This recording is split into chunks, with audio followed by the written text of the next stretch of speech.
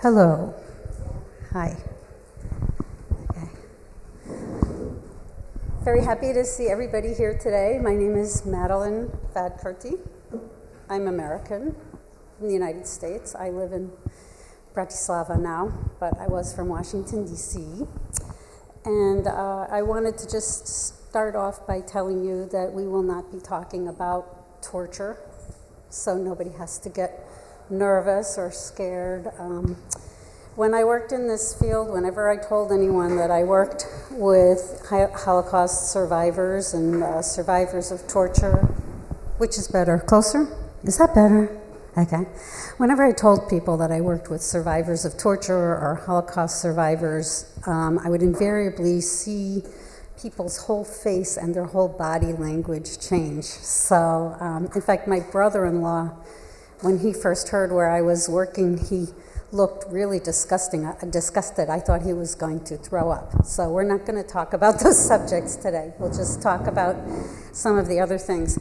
I thought I would start. Unfortunately for me, the internet is not working really well in here, but I'm going to play a 2-minute film that I worked on when I was working for Advocates for Survivors of Torture and Trauma, which was based in Washington, D.C. and Baltimore, Maryland. And unfortunately, you can't see the person because I'm not very good technically, and all I got was the sound. But I think if you just hear a little bit, that it'll sort of set the tone. So let's see if I can get it to work. I'm a nursing student. I go to Baltimore City Community College, and I'm on my second semester trying to get a RN degree in nursing. When I first came here, I was not speaking English at all. But with some friends, I was able to discover ASCT, and once I came here, they was able to assist me, enroll me in a free English class. Advocates for Survivors of Torture and Trauma has helped over 5,100 people from 80 countries since it was founded in 1994. I was able to go to school. I was able to see a doctor. All of this because of ASCT. And I know so many people benefit from the same service. The people we help are seeking political asylum after experiencing human rights abuses at the hands of their governments. But I'm faithful, you know. God knows why I came in this country, and I feel protected already, so. Asylum seekers are an invisible class of people who receive no government benefits and who live at or below the poverty level. It's very tough for me right now. I have to work hard, like to take care of myself, and I have to study hard to pass my classes. But I'm seeing a better future because I'm sure I will be able to provide for myself and my family, and I will be useful to people. Getting involved with those we help is uplifting because of the amazing contributions that our clients can make to society. Being here is really amazing experience to me, and I'm so happy America welcomed me.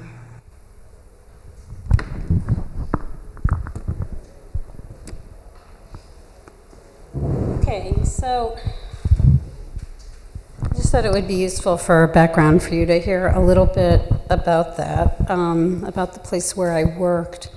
I wondered what drew you to come to the topic today, so shout out if have any of you have any experience with community interpreting or public service interpreting, as it's called in Europe, or are you just interested in the subject of refugees, or how people heal from trauma, or how people with language skills can help people who have experienced trauma?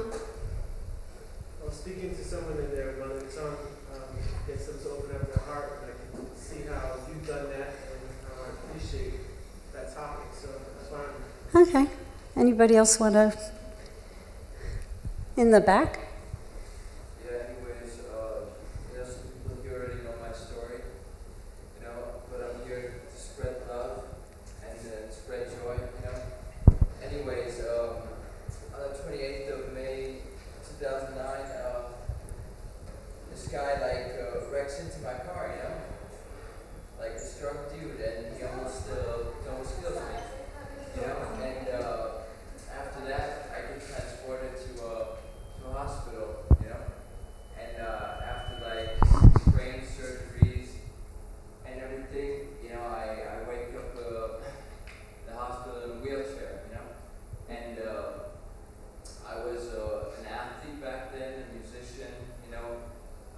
finishing school, and you know, I was paralyzed, you know, on my whole left side, you know, in a wheelchair for half a year, and couldn't speak. I couldn't walk. I couldn't eat. I couldn't do anything. So were you on the other end of receiving help in a foreign language? Well, I'm getting to that point. You know? Sorry. So I was a full-blown handicap, you know, and then after I recovered, after spending 4 years in psychiatry, also because I had developed a paranoid schizophrenia, narcissistic personality disorder, and bipolar disorder, my neurologist tells me to go and study languages since I grew up as a polyglot in the first place. So then I went to the prestigious Euro school. I really don't know how I achieved to get in there, but anyways, I did a dual study to become a European secretary, and passed everything with good grades, which kind of really surprised me because I had concentration problems and attention, whatever you want, you know, memory problems.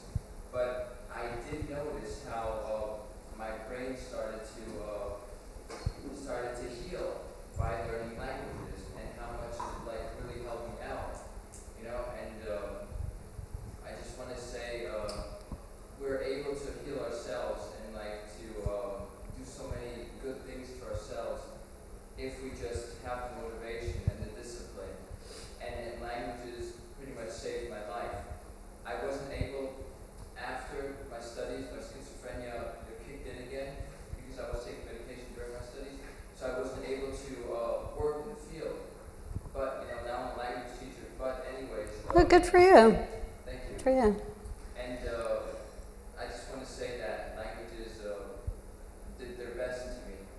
Well, I can tell you that the work that I've done with foreign languages, where I've been able to help other people because I was able to help people convey what they were thinking or feeling, I think that I'm the person who got the most out of it, not necessarily the people that were being helped, although of course they got a lot out of it. Did anybody else want to say anything, or shall I just move on a little bit? Yes? My name is something was just that having worked with community organizing and things like that, just seeing often the opposite effect of people who may be multilingual advocates. They're multilingual, but they're emotionally incompetent. Right, being multilingual is actually not enough. Yeah, It's not enough. But some of them weren't necessarily. Some of them were very emotionally competent in their native tongues. But and so that's kind of the question of how to train better advocates, especially because so many jobs do require people to be multilingual. Right. Oh, we're definitely going to touch on that today because it's a really important subject. Just because you speak a foreign language doesn't mean that you can engage in that kind of activity, as I learned. So I'll tell you a little bit. We'll go on, and there'll be plenty of time afterward to talk. And in case you're wondering why I'm talking about this, I used to be a fundraising manager at Advocates for Survivors of Torture and Trauma. And because I was able to speak foreign languages, and because I received some training for community interpreting, I was actually able to go into the room where people were getting help. The kind of help that Advocates for Survivors of Torture and Trauma provided was psychological care and access to social services. And I actually had a chance to hear what people were struggling with. And sometimes, yes, it was the things that had happened to them, and yes, I have heard some pretty terrible things.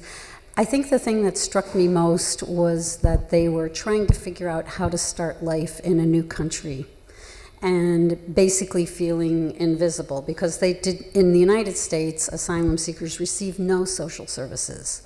So our social workers would connect them with services that they were eligible for.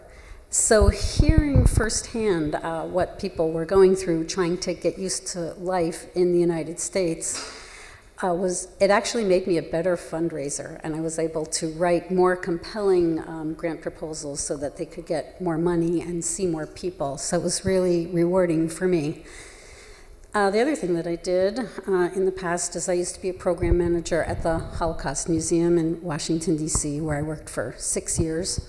And I worked with people and documents, and I worked in numerous languages. I don't really know what it means about me that I'm attracted to what might be called darker themes in life, but I have spent a lot of time in my life trying to figure out how to make the world a better place. And because I love foreign languages, like everyone here, I want to use my languages for good purposes.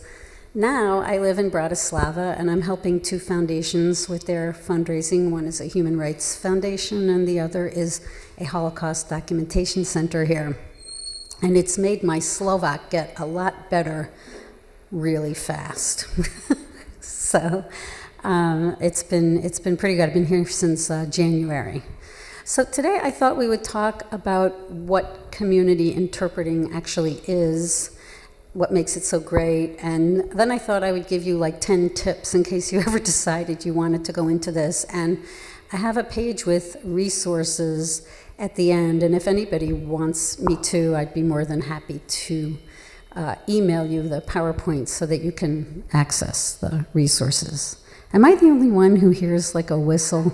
If you don't need the speakers anymore, you should just Okay. the button Because of these speakers, but I think you shouldn't point the microphone to these ones. How's that? in the middle. I think if you just sit in the middle, it will be much better.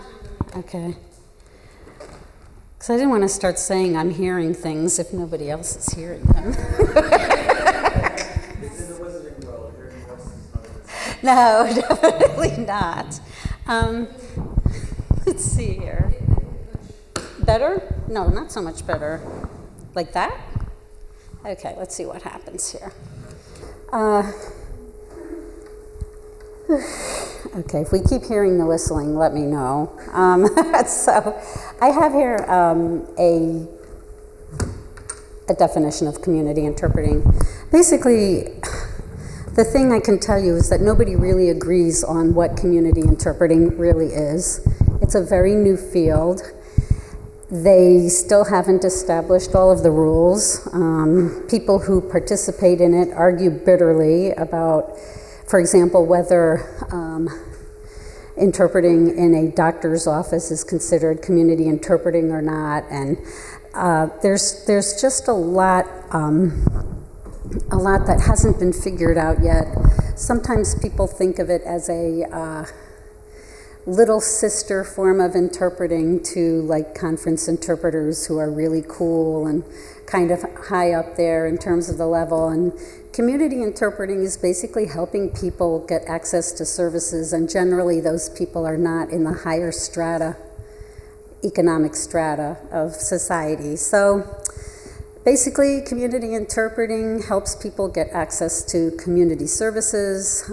That can vary from country to country.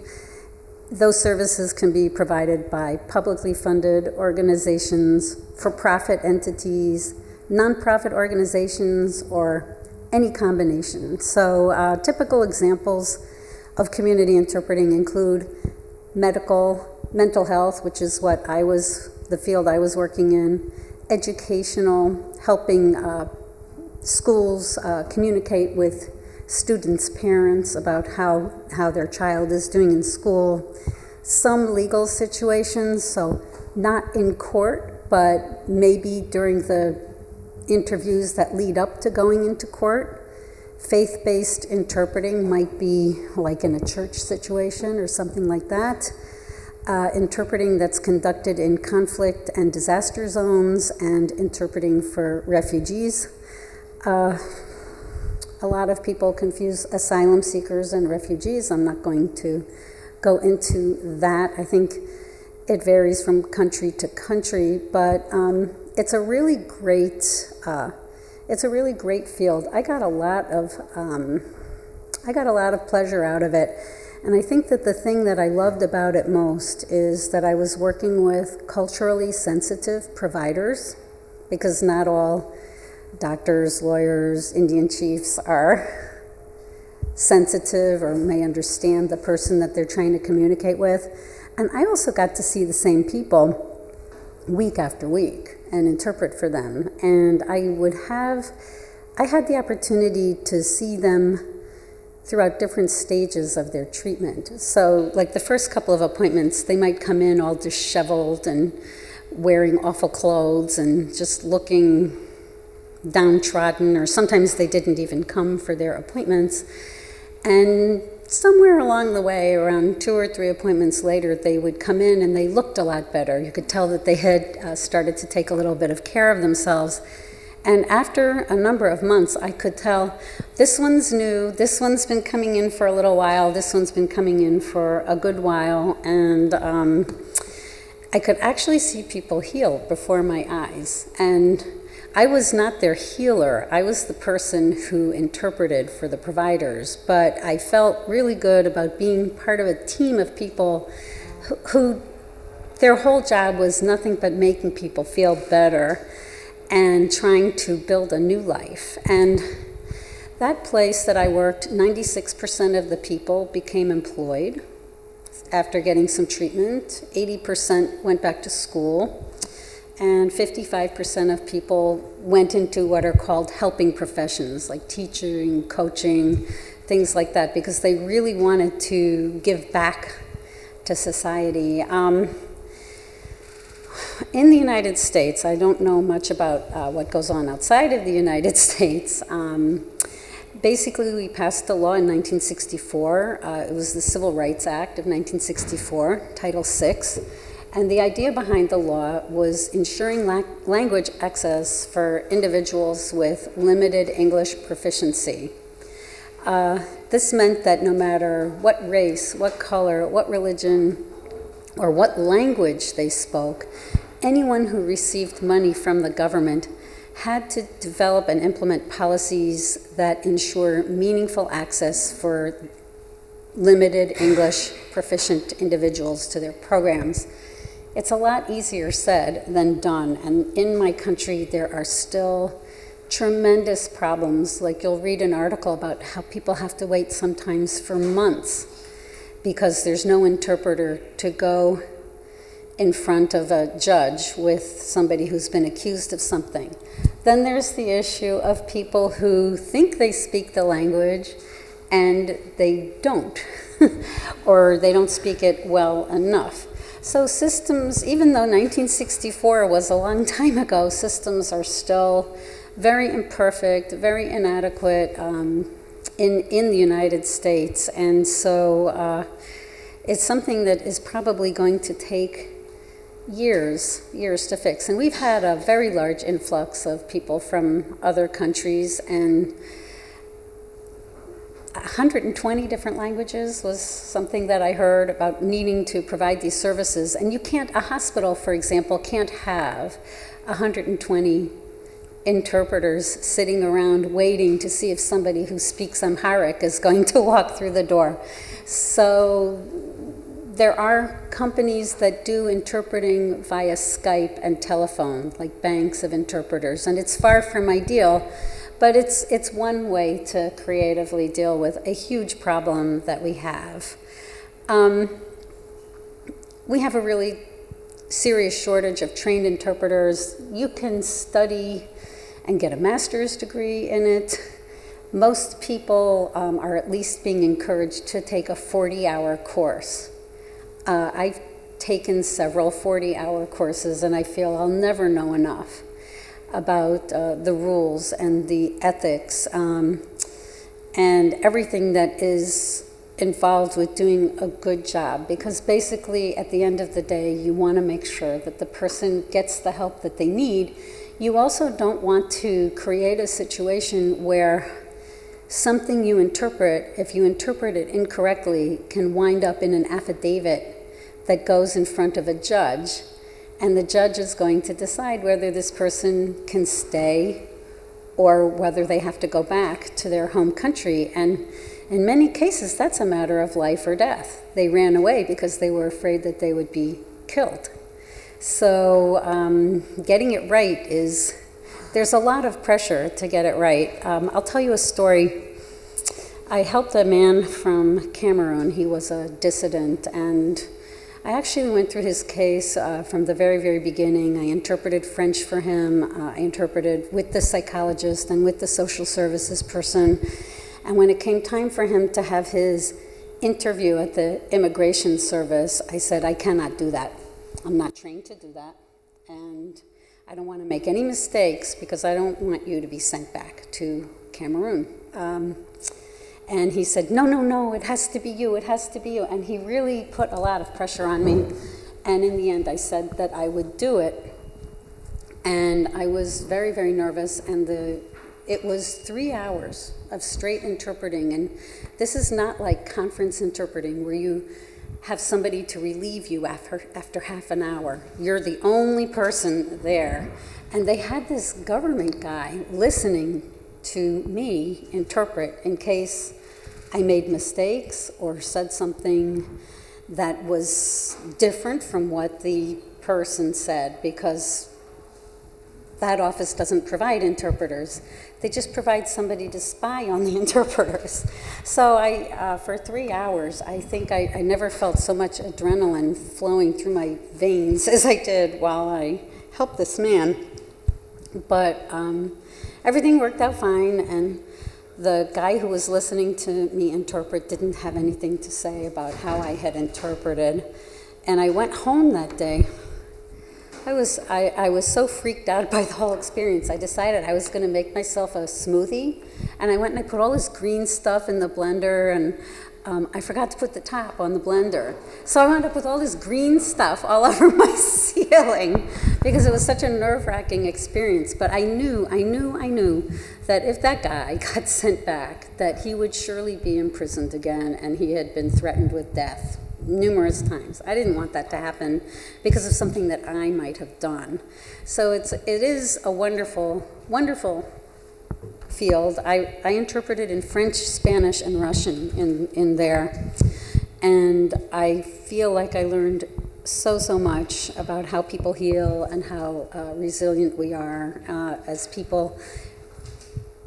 One of the problems also that we face in the United States is that some of the people who have been coming in speak very rare languages. And they draw on the community of people from that community to interpret, many of whom have been harmed themselves. And there's always a danger of re-triggering the things that they went through. So it's a field with a long, long way to go. But that having been said, in the United States, it's an expanding field because the need is greater than the supply. You can make $45,000 to $65,000 a year, which may sound like a lot. It just depends on where you live. If you speak Spanish, you're going to be paid less than somebody who speaks Arabic, for example. The rarer the language, the better the money. But the main thing is that our government thinks that by 2024, the field will have expanded by almost a third. So there's a recognition that there's a need, there's a terrible shortage, and there's a shortage of qualified interpreters. And I don't think a 40-hour course cuts it, but you have to start somewhere. This is just some pictures of how a community interpreter might work. And in the upper photo, the interpreter is kind of off to the side and trying to be as inobtrusive as possible. And the same is true in the lower right photo. The interpreter is trying to make it look like they're not there. And I very often, when I was in that room, I would look at the floor, because otherwise the survivor would talk to me, and I was not the provider. In order to facilitate a relationship with the provider, I had to sit behind and be almost invisible. People who know me, I know there's some people in this room who know me, probably can't imagine me being invisible, but I can do that. I can do that when it helps somebody. We used to get money from the United Nations. We used their definition of torture. And that was the only really seriously disturbing thing that I was exposed to in that job. In order to get money from the UN, we had to list people we were helping, and then we had to indicate how they were tortured. And there were 4 pages of codes. And I just sat there and I thought, I read things that I had never heard of or thought of for ways that people can hurt each other. And that was probably, I remember that I just closed it and went home for the day and just came back at it the next day. That was probably my worst day there. Even when people told me stories or showed scars, or it was never as bad as reading all the horrible things people seem to be able to think up to cause terrible pain. I think I already talked about what's on this slide. For me, it was a really, really meaningful experience. I loved watching people get better. It was really rewarding. We used to have a lot of laughing, and it was a very joyous place. At one point, my boss asked me if I would study Amharic, which is a language spoken in Ethiopia, which I did for 2 years. And Italki does not have an Amharic instructor. I'm looking at you. They don't have. I'd like to continue with it. It's an extremely hard language, and people would come in, and there's a large Ethiopian community in DC, and they think, who is this middle-aged white lady speaking to me? And then they started teaching me, and they started putting apps in my phone, and then they did not want to go in and see the psychologist and talk about what they had been through. So we had to do something about that. So the field is new, it's chaotic still, but there are some good practices to follow that have been defined. I already mentioned, don't look at the person who you're interpreting for. Just, if you sit somewhat behind, as long as you can hear everything properly, you want to make sure that you're doing whatever you can to make sure that the person who's getting the help and the person giving the help are connecting with each other, even though they need language help. You're not supposed to touch clients or let clients touch you. But I had a woman once who was really, really tall. I'm only 5 feet tall, and that's 1.53 meters.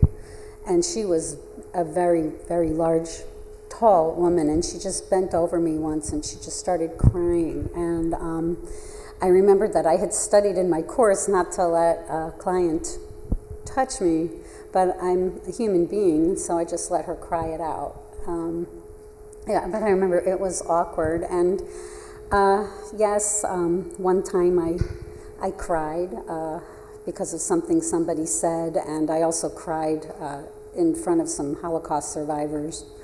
And it's not a good thing to do, because then they're afraid to say anymore because they don't want to see you cry. On the other hand, some things that you hear are tough to hear. I remember that this woman, she had 4 children, she was from Congo. She never knew from one day to the next where her children were. They kept having to switch places to be safe. And I have one son, he's 20, and I don't like it when he spends one night out of the house. And here's this woman who, and I don't know, I started to cry, and I just said, your story really moves me, and it was enough. And she was able to keep going. And then there's the whole issue of self-care, that burning out helps no one, so I had to do things to take care of myself. I started jumping on a mini trampoline, and I started to the joy of my neighbors, and I did things like I started meditating and doing the things that I needed to do so that I wouldn't feel so badly about some of the things. or moved, and I was afraid of burning out because a lot of people in this field burn out, and I didn't want that to happen to me because I wanted to continue to be useful. What's wrong in this picture? Does anybody want to guess? Yeah. Where the interpreter is sitting, the eye contact, and even the gesture. Yeah, she's too prominent in there. First, I wasn't even sure which one was the one. This is in a school setting, looks like to me. So the interpreter should, in the polka dots, she should be somehow turned away. She shouldn't be looking at anyone. It's okay that she's taking notes, though. So, because you sometimes have to take notes, and my notes always looked really awful. Afterwards, when I was finished, it just looked like, I don't know, scribbles everywhere, but it worked for me.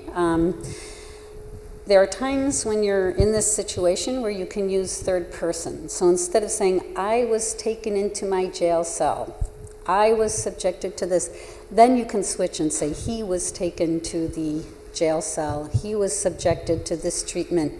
Because apparently when you use the first person, you imagine it happening to you. And that doesn't help anyone. So using the third person when you're talking about a lot of stress seemed to be helpful. I always showed the survivor that I was taking notes, and then I always ripped the notes up in front of the survivor. It's because it brings back bad memories about having files. No matter what the client says, you must interpret it because you must not filter anything that's said. And that can be swear words. It can be, I'll tell you that I tried to commit suicide, but don't tell the doctor. And you can't do that. You have to tell. So then you have this whole like 5-step process where you have to say, as the interpreter, I have to complete this, and then you go through this whole thing, and so that every word that is said, every single word, even if the provider says something nasty about the client, it's not my job to protect the client from a mean provider. Client is an adult. If the provider is mean, they should have the awareness that they might want to switch.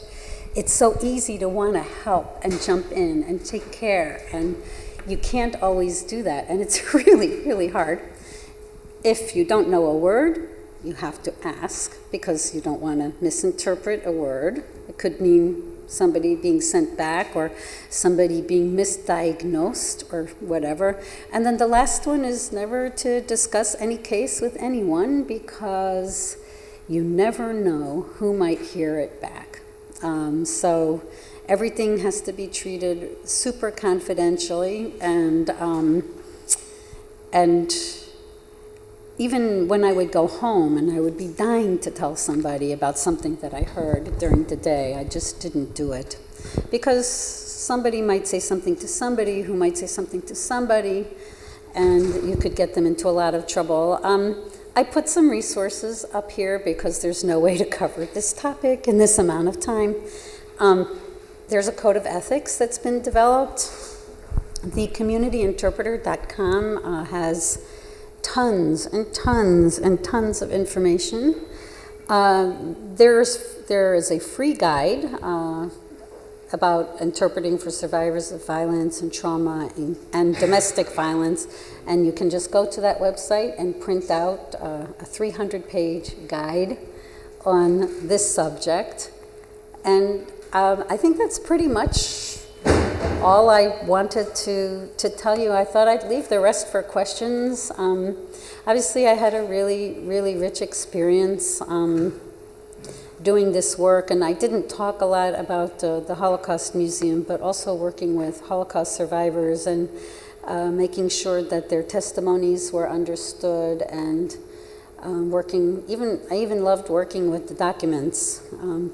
I like to set the record straight. I like to make sure that everything is communicated properly around issues of trauma, war trauma, violence. It was a super rewarding field. So does anybody want to ask or say? You said on one hand you have to be with everything. If they say good or bad, or mostly bad, you have to look into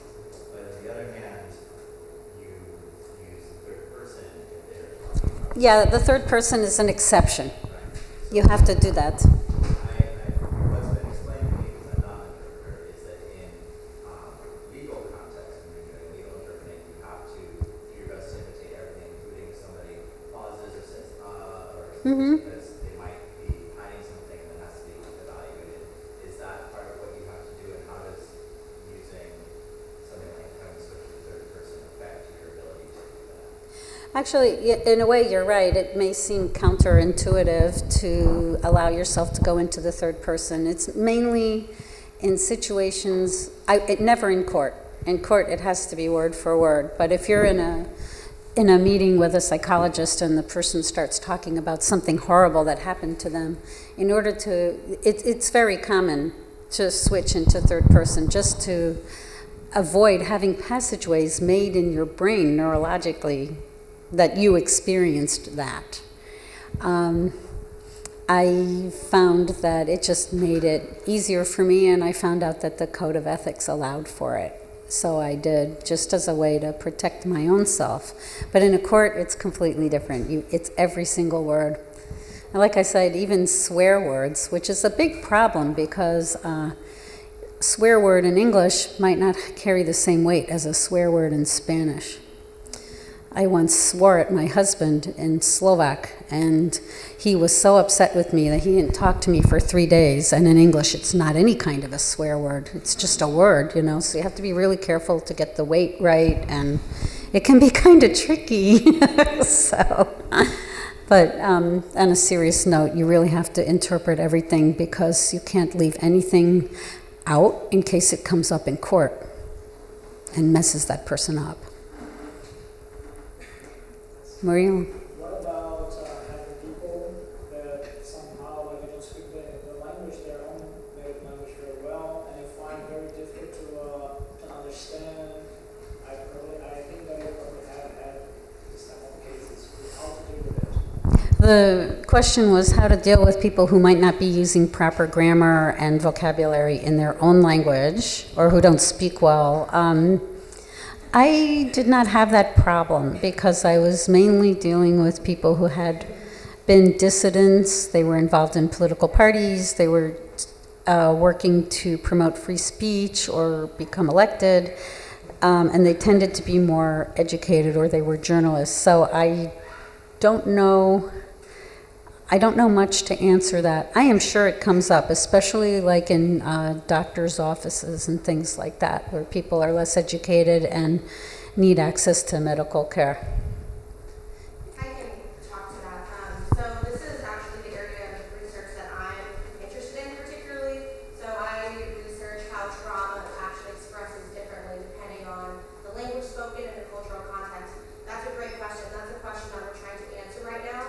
We know for sure that language definitely affects the way a traumatic experience is expressed. So I'm telling a story, for example. It's the mental health specialist is going to have a different impression of that story if I am telling it in English and Spanish. Right now, the only data that we have is comparing those two languages. So this is an area of research that is very basic. No one has expanded it, and we're trying to do that right now. Yeah, there's a lot to be said about it, a real lot. Yeah. I arrived in France fleeing from Chile as a political refugee, and maybe so that reason that my sister started to work at Oxford. I feel so terrible, but I can't hear you. Yeah, sorry. Maybe, is there a way to disconnect the mic and give it to him, or? Okay. I could make you all come up here and use the mic, because I just can't hear you. My sister decided to work at Oxford in France with the organism to deal with the files of people who are seeking asylum. And they've got a simple rule: as soon as the person starts to lie in the file, it cannot be a positive decision. So my question is, when you're in the other side helping the person interpreting the story, and you know that it's a psychological reaction to lie a bit exaggerate about the story, but you still have to do that for respecting your part of the contract. I deal with that. First, I hate that when you look at the system, whatever you do, you have a kind of amount of possibility of doing positive things. Because this destroyed my sister and she finally resigned from that job. Yeah, what you're talking about is actually, there's a term for it. It's called cultural mediation, and it's really, really dangerous. It's more tolerated in Europe than it is in the United States. In the United States, the code of ethics say that you must not weigh in with your opinion. However, in certain situations, if you know a person isn't telling the truth, you might talk to the provider afterward and say, I have some indications that you might want to meet with this person again with a different interpreter or something like that. If you really, really suspect. We did have one person that I interpreted for, a Russian guy, and I wasn't convinced that he was telling the truth, but the psychologist picked up on it herself, so I didn't have to do anything. But these are very scary situations. They're real life situations. Everyone wants to help. I know I wanted to help. It felt like I found a perfect way to help and use the thing that I love most about my life, my language skills, to help other people. So it was super rewarding. But yes, there are people like that who are trying to figure out a way to get through the system. Yes? I assume that some people who need this service, they come from cultures that either don't really understand the system in the West or something. How do you bridge the cultural gap? How you asked, she asked how we bridge the cultural gap when people don't understand our system. And this is the last question since I just got the high sign. A lot of time was spent in that room explaining the system and what's going to happen to them and what's going to happen next. So that they always felt, sometimes we would spend weeks with somebody who was frustrated with what was happening and explaining, we're asking you this over and over again because we're preparing you for court where they're going to try to figure out if you're lying. But still, it could re-trigger and re-traumatize, and it was very, very tough. I was lucky. I worked with great people who knew what they were doing. I'm sure there are plenty of people out there who don't know what they're doing. So anyway, that was the last question. I'm very grateful for the opportunity to share with you what little I know about this topic, and I hope that everyone had as great a conference as I did.